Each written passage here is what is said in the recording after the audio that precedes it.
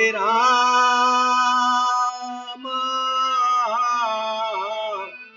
ए भोले जोगिया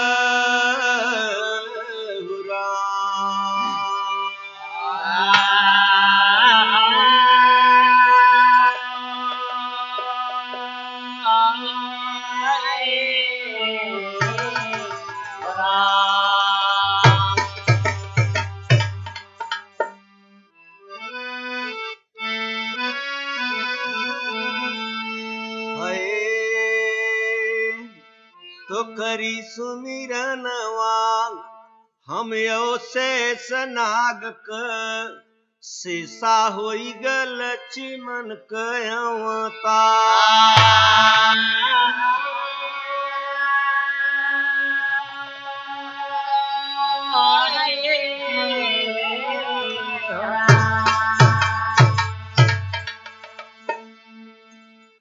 करी सुमिरनी शेष नाग क जो त्रेता जन्मे लक्ष्मण करी सुमिरनी शेष नाग क जो त्रेता जन्मे लक्ष्मण गढ़ लंका पर किया चढ़ाई मेघनाद कर किया बगन सिंधु सुता जगदम्ब सुमिरी दादी रही विष्णु कचरन फिर मैं सुमिरी रामचंद्र के जय दशरथ के जय सुवन फिर मैं सुमिरी महादेव गिरजा सोई बाहे अंकन सिर तारद कर कर सुमिरनी तब मुखा पद को मोहरन ब्रह्मा के वंश से ज्ञानी कश्यप वीर हुआ सज्जन कश्यप से हरिनाथ जन्मे के नहीं बदन रघुनंदन हरिनाथ के सुत प्रहलाद तीन कितने भय विलोचन राजा विलोचन के राजा बलि भय के नहीं चले कहु बन बावन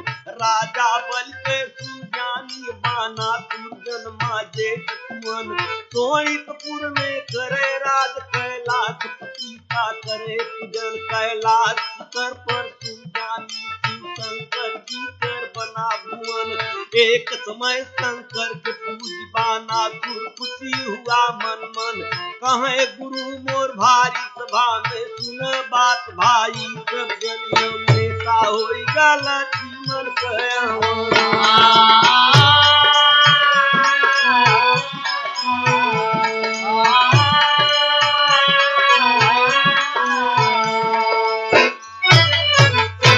सुने वाले मित्र बाणासुर भोले बाबा के सुमिरन किया तपस्या किया वरदान मिला सबसे बड़ा वरदान उसने मांगा कि हम सबसे बहादुर वीर रहे जब ये वरदान पाई गवा तो अहंकार आएगी जब ये अहंकार आएगी फिर कहना काबा तो कवि ने यहीं से बदल दिया जरा टेर का बोल बा शिव का पाई गवा वरदान भवा बलकारी दुनिया में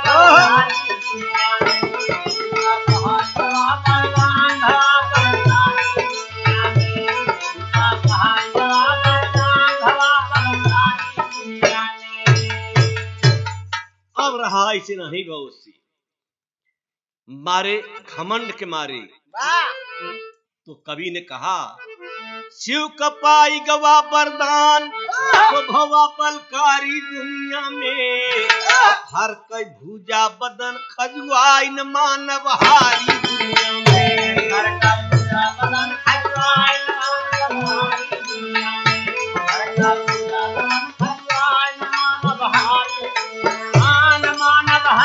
दुनिया में है न मानव हारी दुनिया में मानव हारी दुनिया में मानव हारी दुनिया में हर कई भुजा बदन खजुआई न मानव हारी दुनिया में असु के आगे जाके कहन लगा ललकारी दुनिया में आगे जाके कहन लगा ललकारी दुनिया में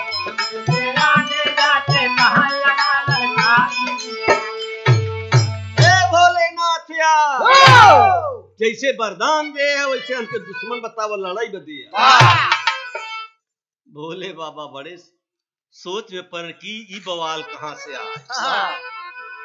भोले बाबा से कहा था बाणासुर कि दुश्मन जल्द बता दे लड़ने की तैयारी दुनिया में।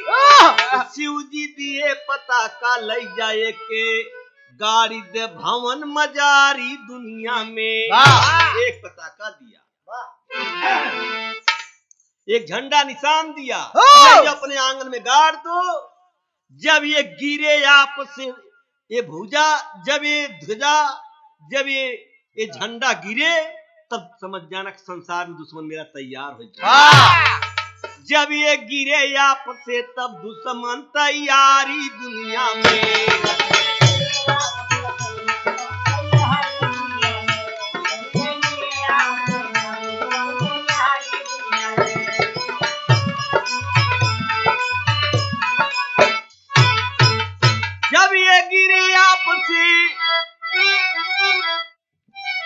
जब ये गिरे आपसे जान लेना कि मेरा दुश्मन तैयारी दुनिया में। राम कैलाश कह की बची न अहंकारी दुनिया में।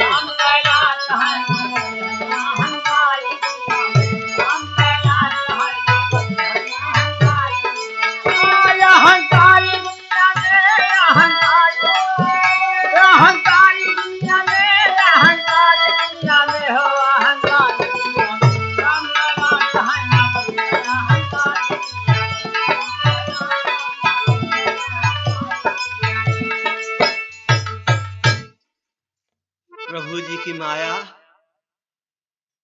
एक कृपा निधान की खेल अजीब खेल है। भोले बाबा कहें कि पताका जब गिर जाए तो समझ लेना दुश्मन मेरा तैयार। ये बात तो हिया रह गई, लेकिन बात आगे अब बवाल की बहुत बड़वार हो जाता। बाणासुर की लड़की एक बहुत सुंदर लड़की रही, गजब की लड़की। इतनी सुंदर लड़की रही, जब सुंदरता न हो तो नाम नहीं आवत इतिहास में पुराण में। ओका नाम रहा उखा। रात सोवत रही सपन देखी, सपने के दर्द के हटाई सकत तो जरा टेरी के बोल बा।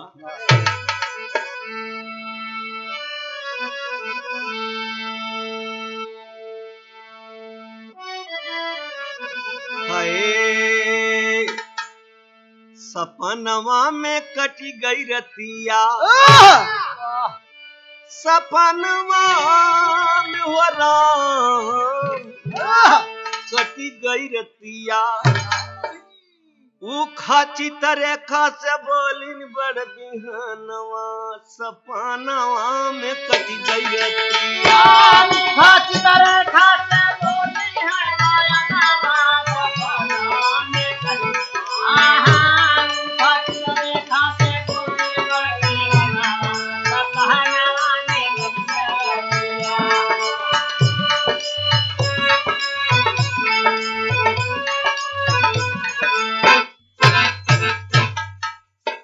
ऊखा और चित्ररेखा ये दोनों सहेली बचपना की सहेली रही और दोनों साथ पढ़ते रहे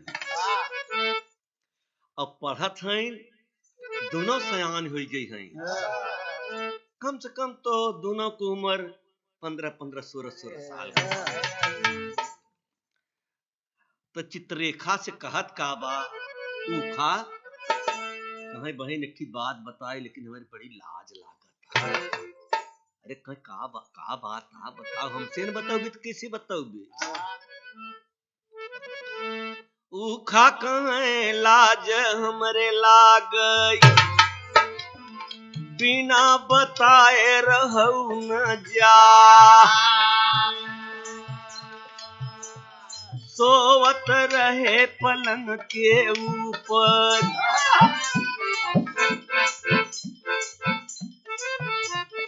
एक बेटहना सुंदरया। गति गति हम खोदैला मधुर मधुर लागे बतिया मजे मजे तब बात करत रहलू के लिए निकले लगा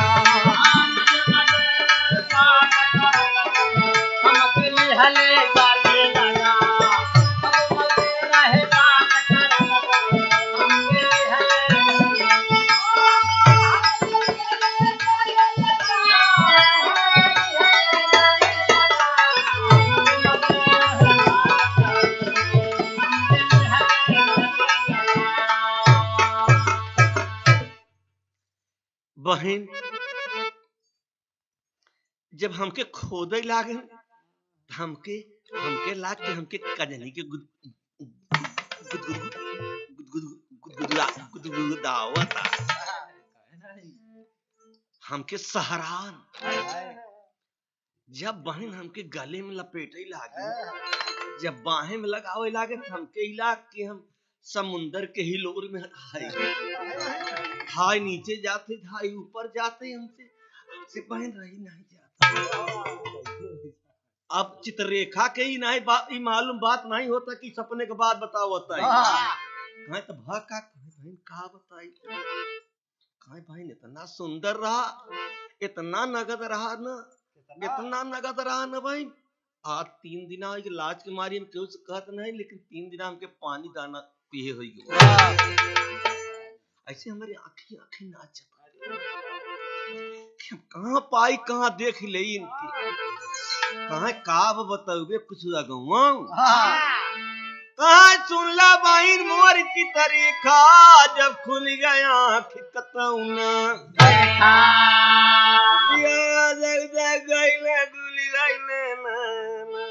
सपना में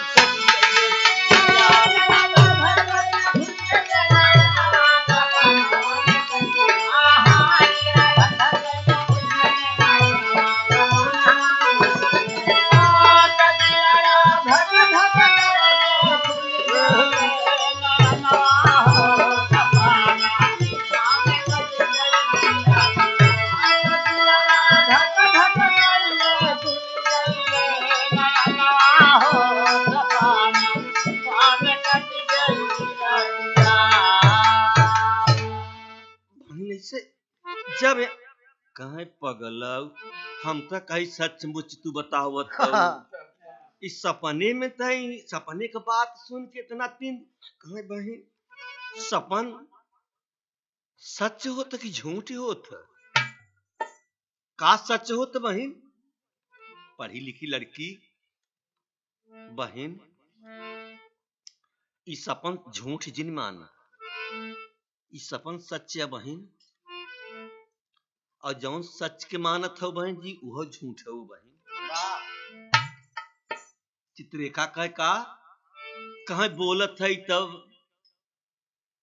सच बा अब बोलब बंद हो गया झूठ हो गया वैसे सोवत रहे आंखी खुली तो झूठ ही बा लेकिन एक दिन आंखी मुद गया तो झूठ हो जाए बहन एक बात तो से विनती बा बहन जल्दी से जल्दी जितना जल्दी हो सके भेंट करा देना बहन जी हमके 1-2 रोज के बाद तो पा ही नहीं सकते हम खत्म हो जा बहन रोवता पीरा यही कहना बा उखा कहता कवनो जतानिया से भेटिया करावत सखिया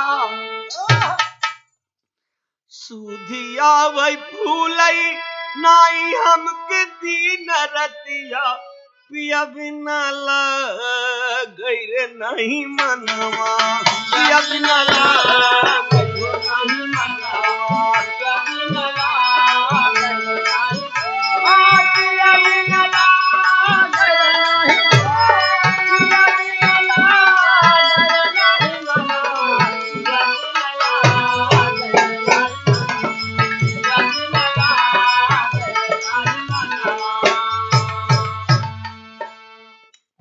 बहन चित्ररेखा साथ सब नहीं निभा सकत रामचंद्र ऊखा के दर्द नहीं बर्दाश्त कर सकत चित्ररेखा चित्र के पढ़ाई पढ़ते रही। वाह सारे संसार का रचना रचता। वाह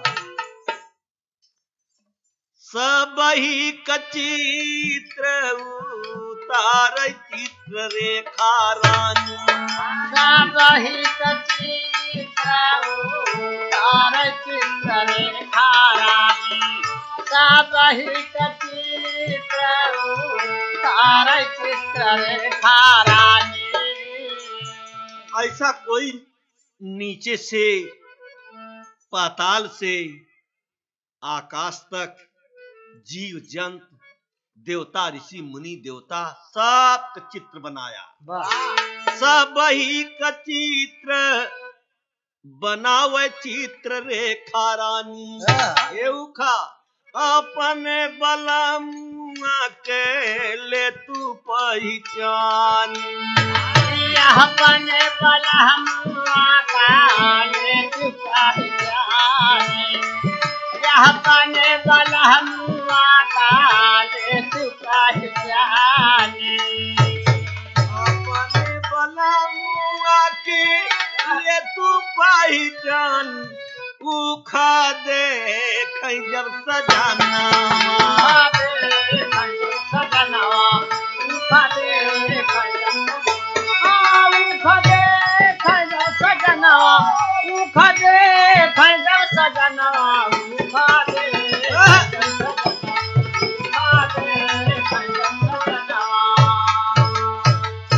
सख्तों से चित्र देखत देखत देखत चौतरफा देख ले।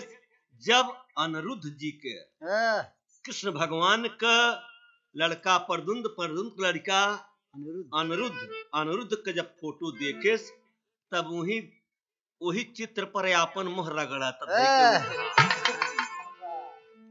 विभोर हो गई प्यार में।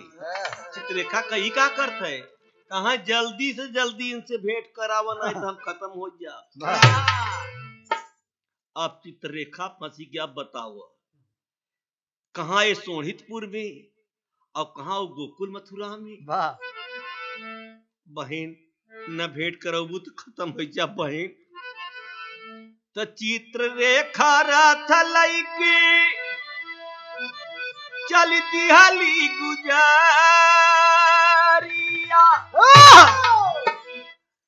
माजे माजे पहुंच गईली गोकुल की नगरिया। जहाँ सोवत अनिरुद्ध जी ललनवा।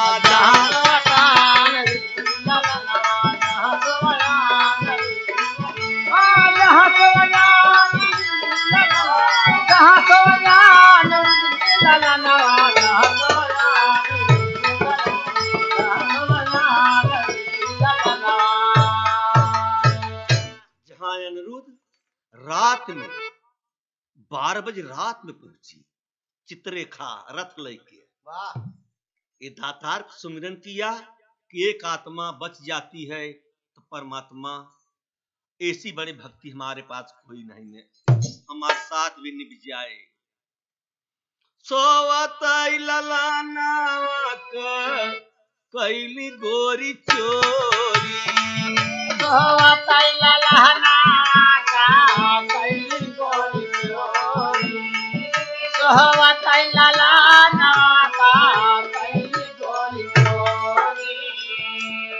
अनिरुद्ध के लईके पहुंची उखा के भवनवा जब गोरी। अनिरुद्ध के सोवत भाई पलना पर अनिरुद्ध सोवत पूरा पलंगिए लईके उड़िया। अनिरुद्ध के लईके आई जब उखा के भवनवा गोरी। उखा देखना चथिया नाना।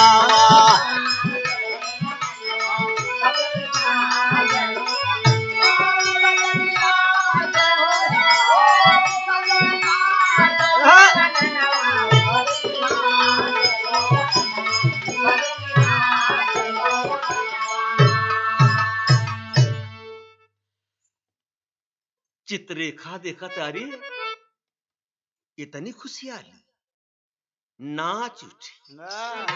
कहे बार बारे बहन, बहन तू हमके जिंदा कह दू बहन, एक जन्म नहीं बहन, जब जब हम 84 लाख जुइनी में पैदा हुई तब तक हम आपके याद नहीं भूल सके। तू उनके भेंट करा दू बहन।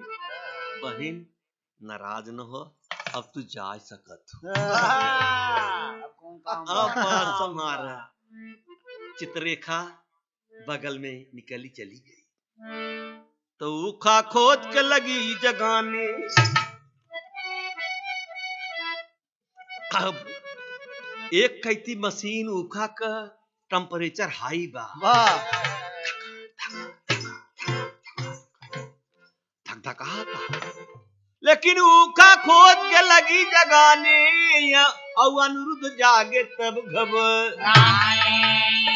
अरे भाई घबराहट भारी एक कर्म कनवा सपानवा में कटी गई रतिया। घबराहट भारी के कर्म कनवा सपानवा में कटी। आहा भाई घबराहट भारी के कर्म कनवा सपानवा में कटी। आ भाई घबराहट भारी के कर्म कनवा हो सपानवा में कटी जाए। भाई घबराहट भारी के कर्म कनवा हो सपानवा में कटी जाए। बवाल हो दूसरे के घरे चार पायु नहीं उनकर पलंग भी नहीं।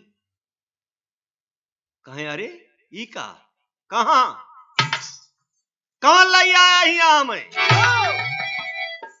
अब ऊखा घबरा तक चारों कहती जौने बंगला में रहत रहे अकेले रहे, चारों कहती 2-3 सिपाही ऊखा मुहे कई हाथ लगावता। अच्छा ताका हमके देखत, अच्छा हमके देख ले पहले कैसे तुके लई आवा, कैसे तुके बुलावा। हम बुलावा कि तू सोए में आए, हमारे पास कौन से जादू बा कि हम तुके बुला सकते। अनिरुद्ध बोले ना हम यहाँ आए कैसे आखे। ऊखा रो गिराय के बोला नहीं फंस जा दोनों जन। कुल काम बना बनाओ बिगड़ जाए। एक बोल बलाल जी तो ऊखा कहीं ऊखा बोलाई आंसुअन की गार सपने में मिल गए सजाना।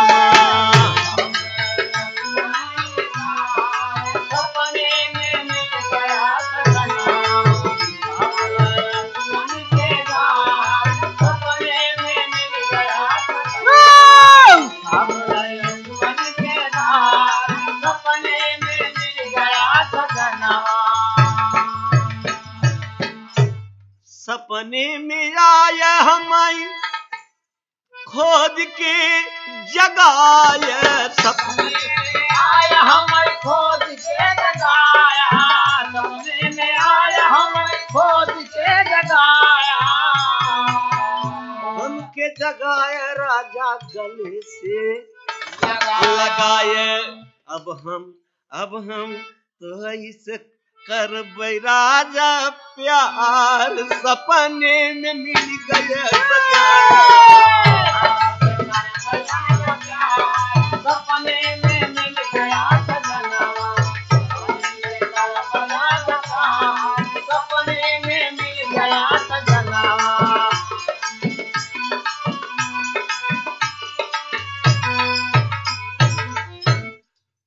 बार बार तोहरे हम लागी थपैया। बार बार तोहरे हम लागी थपैया। बार बार तोहरे हम लागी थपैया। शादी करब तो ते बनाऊ राजा सैया। करब तो ते बनाऊ राजा सैया। करब तो ते बनाऊ राजा सैया। तोरा जिन जीवन का तार सपने में मिल गए सजाना। सपने में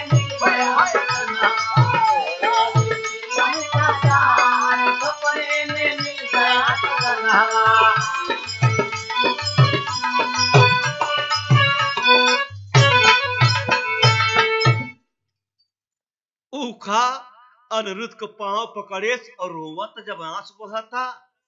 जब नजर लगा के देखत है अनिरुद्ध तो हलकार शौकीन तो रही नहीं उखा। और वो पुनः मजेदार है, 15-16 साल का रहे। जोड़े में रहा। अब दोनों जने का प्यार जब नजर देख हो गई, तब से बाहर का सिपाही कहत है करे आवाज आवत रे भीतर से। एकवा कहा चुप रहो खौहाता सपन देखता। अरे कहा चुप रहो रे मर्द का आवाज आवत। जब अनिरुद्ध बिगड़त रहे तो आवाज मर्द को जात रहे, कहे करबे का करबे। अब यही पे तर्ज बदल गए।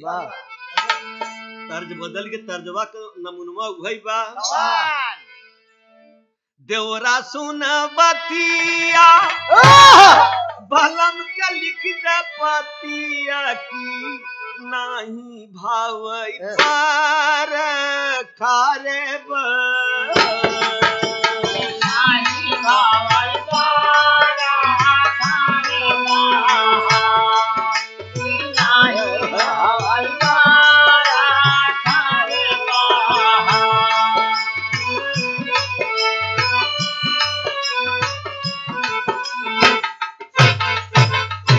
यही बोल में करत पहरे दरिया सिपाही दुखी रहले ओ तो गईले रातिया में जा।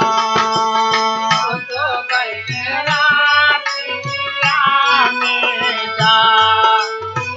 तो गईले रातिया में जा।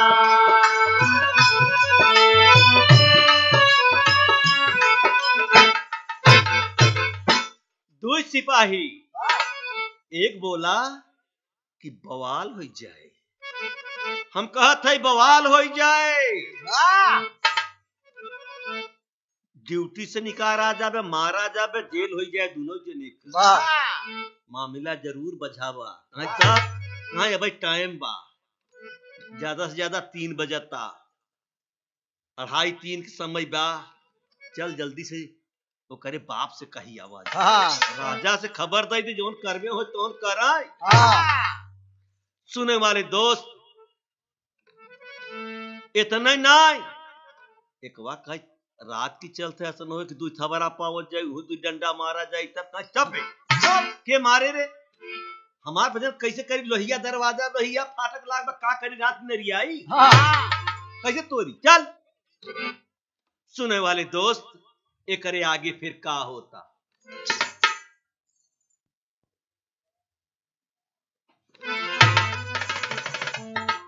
सुने वाले मित्र एकरे आगे का होता कहना है। सिपाही कहत हैं जाए के कहा बाणासुर के पास गए और जाई के सिपाही कहे राजा से खबरिया। जाई के सिपाही कहे राजा से खबरिया। जाई के सिपाही कहे राजा से खबरिया।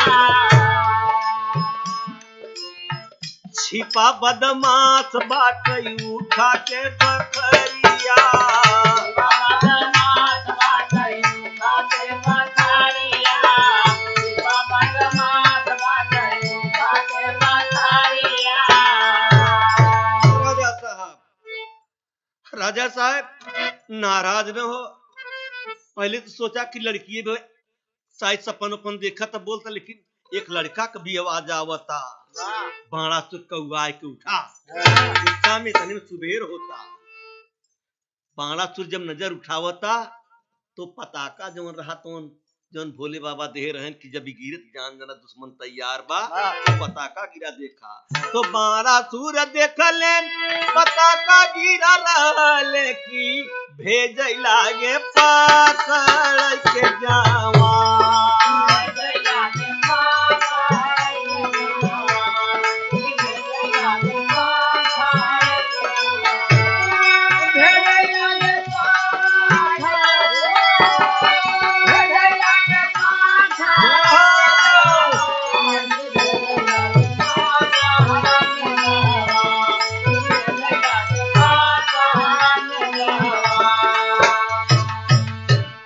लेकिन तो पता का गिरा, वाह सैकड़ों सिपाही भेजा, वाह कहा जाए कि जल्दी से बंगला के घेर लो वाह और पकड़ लाओ बदमाश। कहाँ कैसे बदमाश है। और बाणासुर भेजले और जाई के सिपाही चारों ओरी बंगला के घेरा, और कहाँ बदमाश छिपा जल्दी से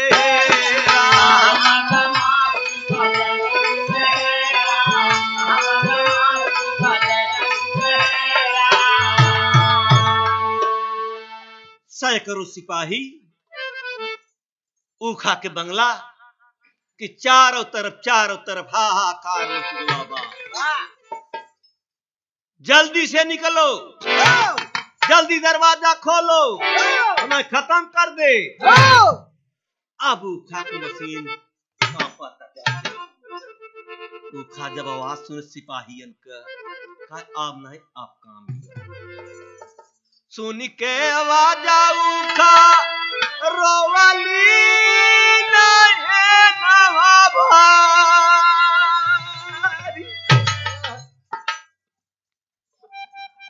सुन के आवाज सिपाहियन का ऊखा रुई भर नयला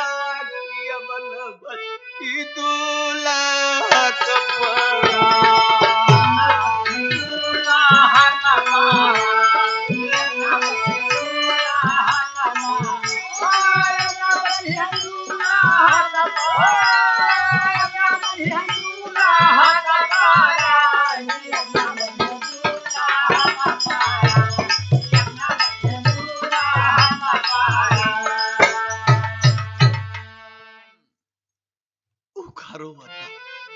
उखारो था स्वामी, अब तो हम न बचा पाओ स्वामी, हमारी गलती क्षमा कर दे है स्वामी, हम बहुत पापिन रहे, हमार बाप बड़ा अन्यायी हुआ, चारों कैदी सिपाही लगाए दी बा, आप बच न पाओ। तब अनुरुद्ध से नहीं बर्दाश्त कहता इतना दुखित हो करके, तुमने कहा हम स्वामी मान रहा, हम दुल्हा मानत है, हम अपन पति मानत है, हम प्यार करत है। प्यार में इतनी डर, प्यार में डर नहीं होता, प्यार के आगे कोई टिकता भी नहीं। तो अनुरुद्ध उठा ठोक के ताल, प्यारी मैं जदुवंशी लाल एक दाई काल आए तो लड़ जा बैसानवा सपानवा में पड़ गई।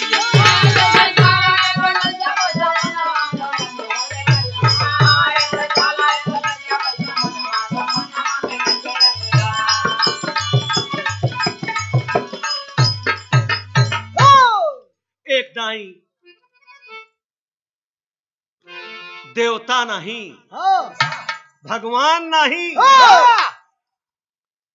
मौत देखे छोड़ नहीं, मौत से लड़ा तो दो लाइन आल्हा बा।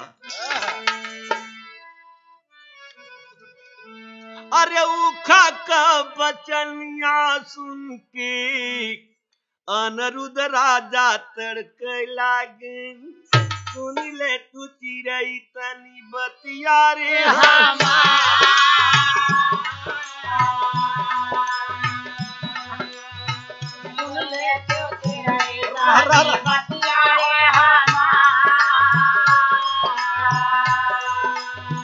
और बंगला के चारों ओरी घेरल सिपाही, बंगला के चारों ओरी घेरल सिपाही बाले, बंगला के चारों ओरी घेरल सिपाही बाले, और चारों ओरी सिपाही सब मचाए हाहाकार, चारों ओरी सिपाही सब मचाए हाहाकार।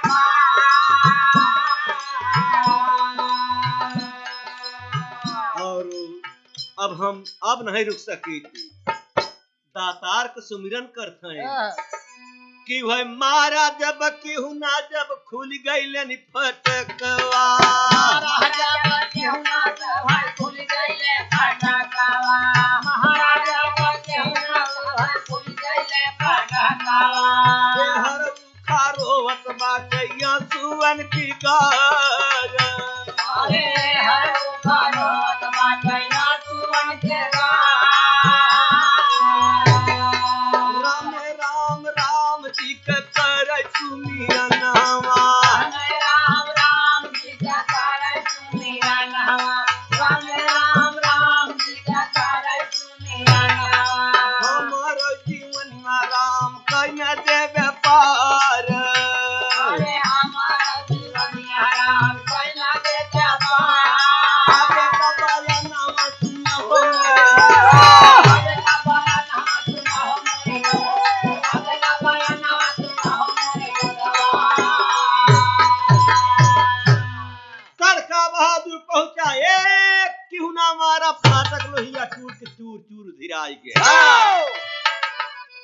जानी कितना सिपाही फाटक के खड़ा रहे हड़ा के गिर पड़े भीषण थी अपने आप लेट गए अब तर्ज यही पर आल्हा का थोड़ा बदल गया बाबा और चला बहादुर सुमिरन करके रक्षा करिए दीन दयाल बाहर निकल गवा फाटक की रक्षा करिए दीन दयाल बाहर निकल गवा फाटक की मारे घूमी घूमी के लाल बाहर निकल गवा फाटक की मारे घूमी घूमी के लाल बाहर निकल गवा फाटक की मारे घूमी घूमी के लाल जी के पकड़ लिए हाथी से मारे घूमी घूमी के लाल जी का पकड़ लिए हाथी से ऊपर धई के फारे गाल सागर भगई लगे पीछे के ऊपर धई के फारे गाल सागर भगई लगे पीछे के धन ये हवाई लाल खिच ले भगई सिपाही धन ये हवाई लाल खिच ले भगई सिपाही हाय तो लाल हाल बता मैं जाय राजा से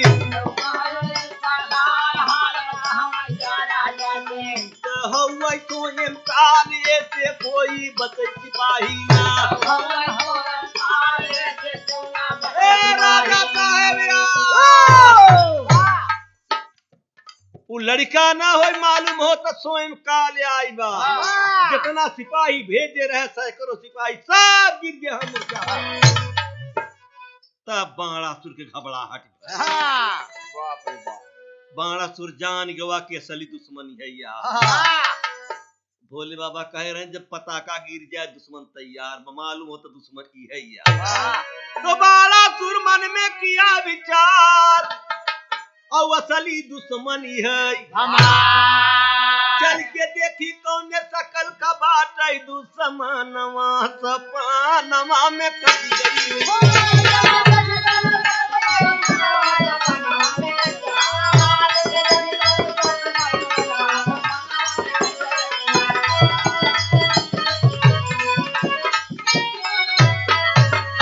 पहुंचा ओकरे पास विद्या रहा ब्रह्म फांस फंसाई दिया और फंसा के बंद करा दिया बंदी करा दिया वो खारो रही है कोई समझावता माँ समझावता बाप समझावता लेकिन उसका एक भी बात नहीं सुनाता न समझाता पड़ी बात बेहोश बा हर बाणासुर हंस रहा है बाणासुर खुशी मनाए है दुश्मन है सैकड़ों सिपाही मेरा खराब कर दिया अब हर बात फिर बदल गई ब्रह्म ऋषि नारद महाराज पहुंच गए नारायण बच्चे बाणासुर कहा ब्रह्म ऋषि कैसे आवन भ जरा यही पे चौपाई का बोल बा हाय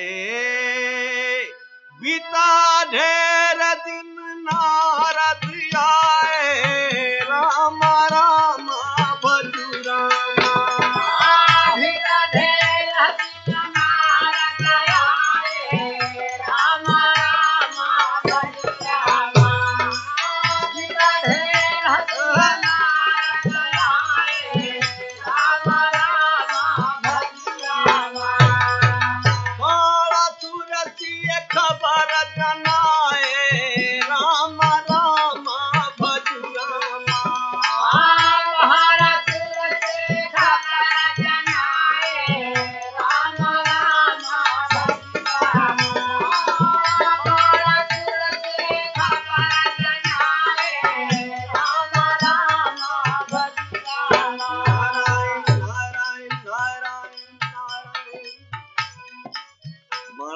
कहें महाराज क्या बात है? कहें आप किसी के बंदी रखा, किसी के जेल में बंद किया? ऋषि बिल्कुल बंद किया। अरे कहीं आप जानत है के आऊ? के आ कोई होगा? अरे कहें वो कृष्ण जी का नाती है। वो क्या करेगा हमारा? नारायण कह के नारद आगे बढ़ गए। तो नारद गई जहानंद लाल। ए बाड़ा तू हमसे जात है, लेकिन एक बात सुन लगा का कहीं हम एक खबर तो के दे आए, हम न खबर दे तो हमार सच्चाई न रह जात। हम झूठ तो बोलते नहीं किसी से। कहें का कहाँ जदुबंसी मारन की आवत। जितना जदुबंसी है सब चल रहे हैं। अब खबर नहीं नो है का कहे कहाँ जदुबंसी मारन की आवत। राम राम भज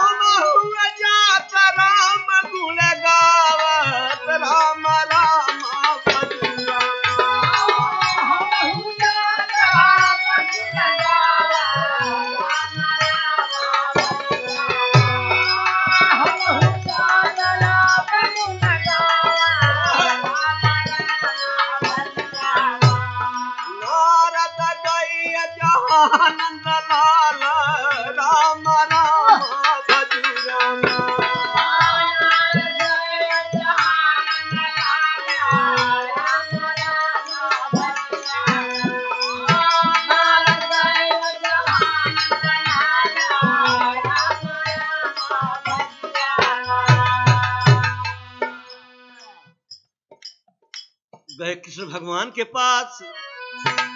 दिए हाल सब भैनी बिहाल। राम राम भज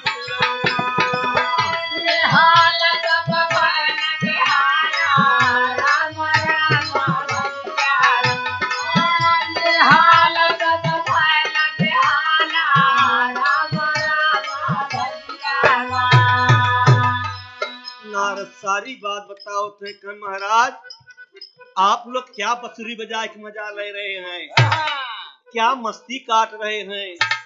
आपका नाती कहाँ है पता है? कहीं आज कई रोज से खोज होता पता नहीं लागत। कहीं आप यहाँ है कहीं का तो नारद कहाँ सुना भगवान आपका नाती बा हैरान।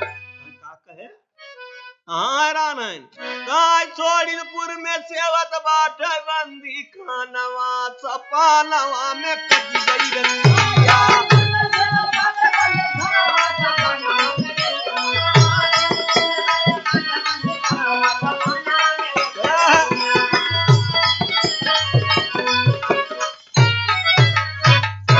सोड़ीपुर में बाणासुर बंदी करवाया है।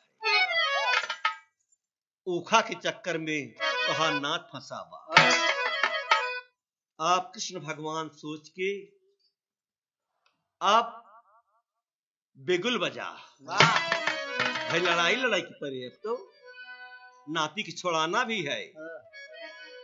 बिगुल बज गया, सब कोई तैयार हो। देखी बिलवरिया का तर्ज आई, तर्ज का नमूना उभई बा पुराना।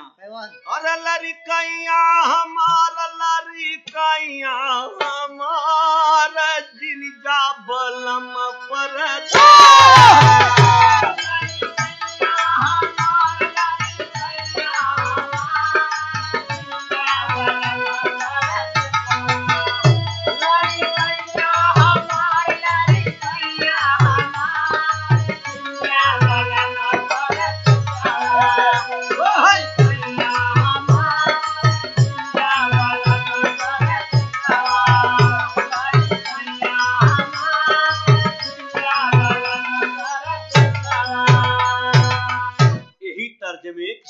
भगवान सोचत हैं जब नारद खबर दे तब सोचई भगवान समझई भगवान सोचई हो सोचई भगवान नारद खबर जनाए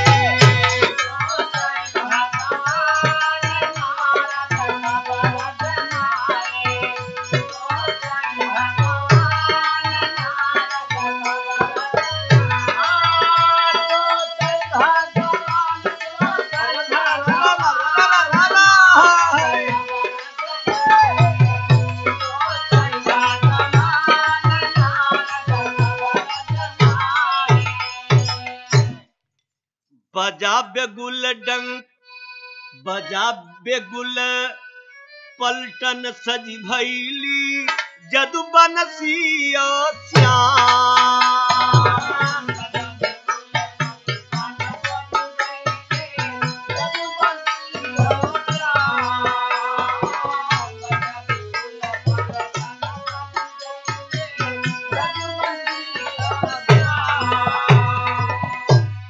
पहुंच गयन सोरितपुर में कहा जल्दी करा संग्राम करा जिंदगी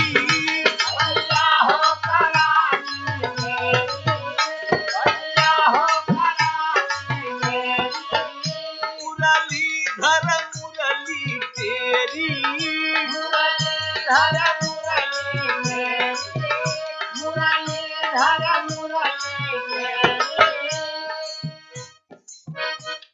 भगवान बोले भैया जिन कर देरी मुरलीधर मुरली तेरी रे मुरलीधर मुरली तेरी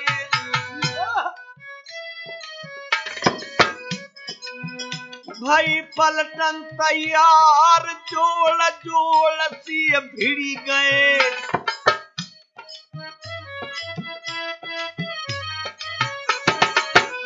हो गई गजब कई मार हाथी के संग में हाथी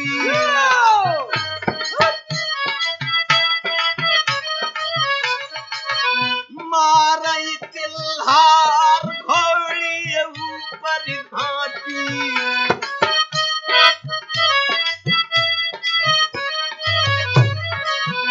मारई ठनकार गुप्ती भाला बरछी बल्लम तलवार चलती रोही लागी बहाई खूनन कैधार बहिए नर्मदा खूनन कै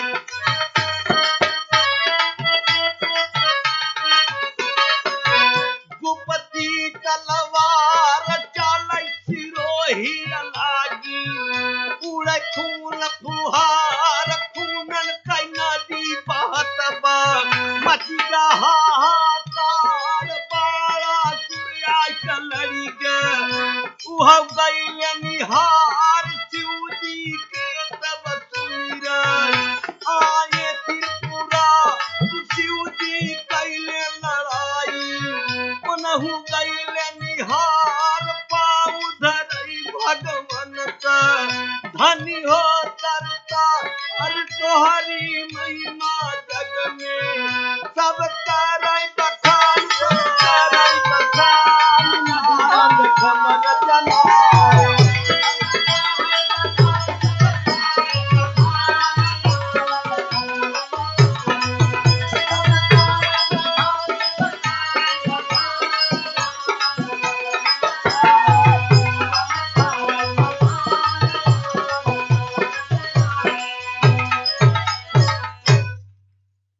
सुनने वाले मित्र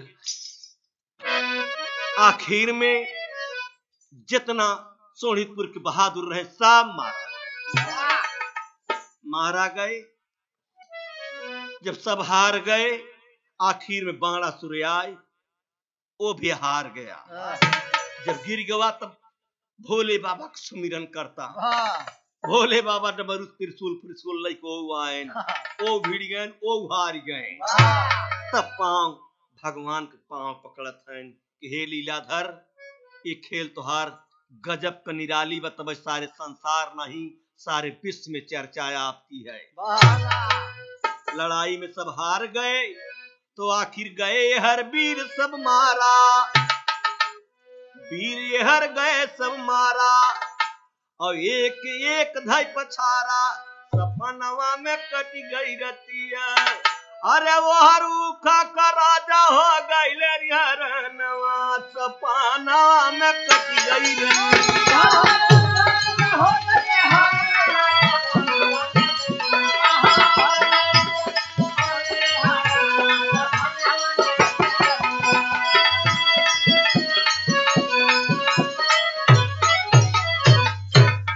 झटका में हर सब गिरा है और बहादुर लेहन लिहाय गुड़ाई ले गए और हर सब कलथत है कि वो आधा मरा है कि टांग टूटावा कि गोड़ टूटावा कि कहरव कलथा तक कहरव। वो हर राजा पूरे मथुरा वृंदावन में पूरे गोकुला में एक नई बहार आई और नई दुल्हन आए पर खुशियाली कितना होबई करत। तो आखिरी बोल गाने में क्या कहना है कवि का, हाय बाजै बजना बाजै बजना उखा गईली ससुरारिया, बाजै बजना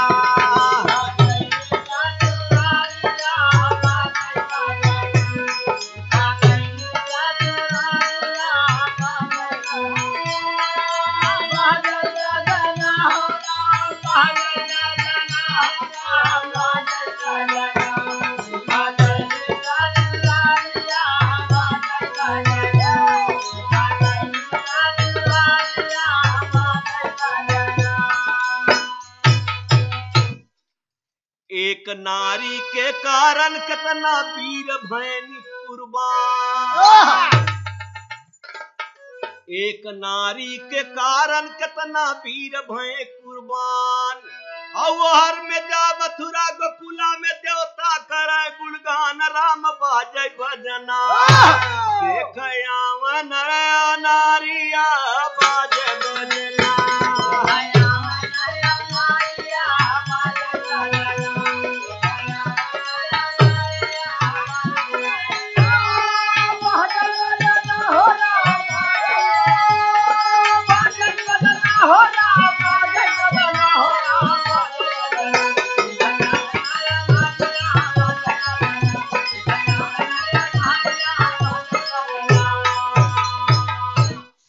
नगर में चर्चा होत बा बड़ी सुंदर दुल्हन आई।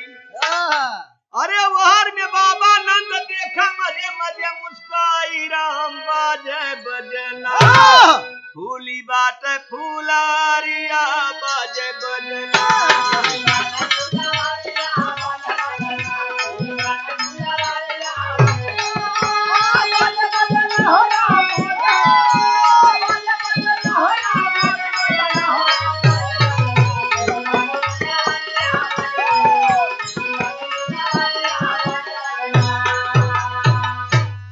सहेलिया के द्वारे पर गाँव मंगल चार, अरे देवता यौ गंधर्व यौ किंदर फूलन का करत बौछार, राम बाजै बजना सुंदर बाटी बउरिया बाजै बजना।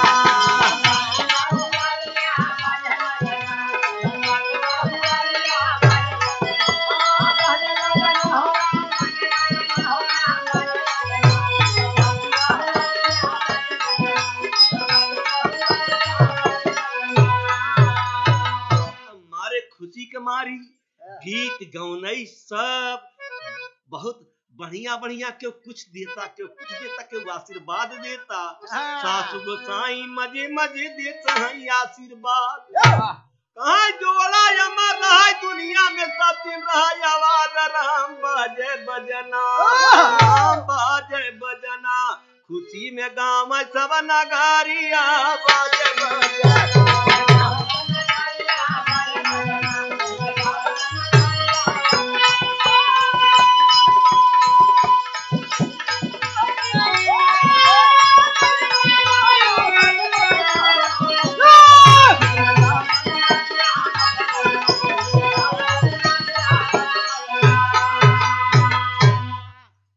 सुने वाले मित्र, खुशहाली में का नहीं होता, नई दुल्हन आए पर आखिरी में कहे का परता सब को हमारे सबके गौवा में गावा करते नहीं मेहररुअन कि नौख पड़ैलवा जवान घर दुल्हन आई।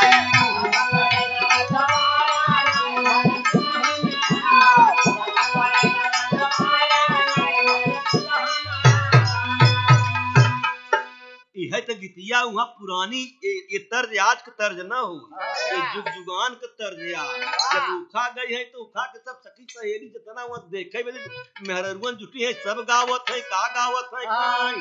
अरे नई नई दुल्हनी आई नई नई गीतिया सुनाओ।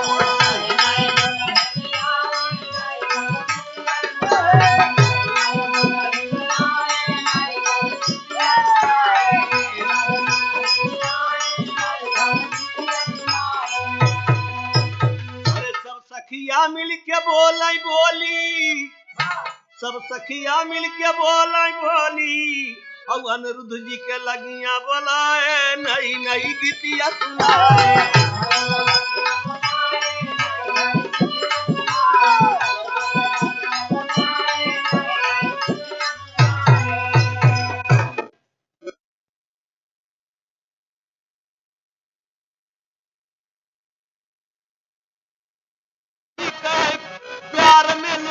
होना परत सपनवा में कटी गई रतिया। अरे भागीरथी जी गाँव बुढ़ाई में ऐसा गानवा सपनवा में कटी गई रतिया।